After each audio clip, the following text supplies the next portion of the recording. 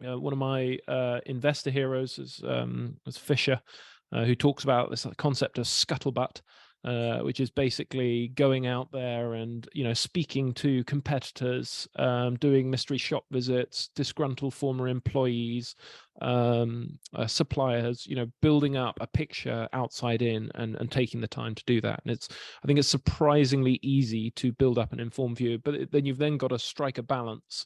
Once you get to the interview, you don't want to go into the interview, and people do this amazingly, and they try to basically tell the board that they haven't got a clue what's going on, and that they, as the person on the outside in, have a much better idea. And obviously that doesn't go down very well. The flip side of that is the person who walks into that interview and says to the board, well, why should I want to be on your board? And invariably that scores a kind of a nul point. So I think it's about showing the sort of the passion and the interest, and that you've taken the time to sort of prepare for the role, and that if you haven't read all the public information that's out there for an interview, it looks sloppy, and it kind of people will read across from that, well, if that's how you behave for this interview, how are you likely to behave for my boards? I would suggest that candidates not only do their own prep on the company, but prepare questions, and good quality questions that show an understanding over the organization, and where something's not clear, ask about it.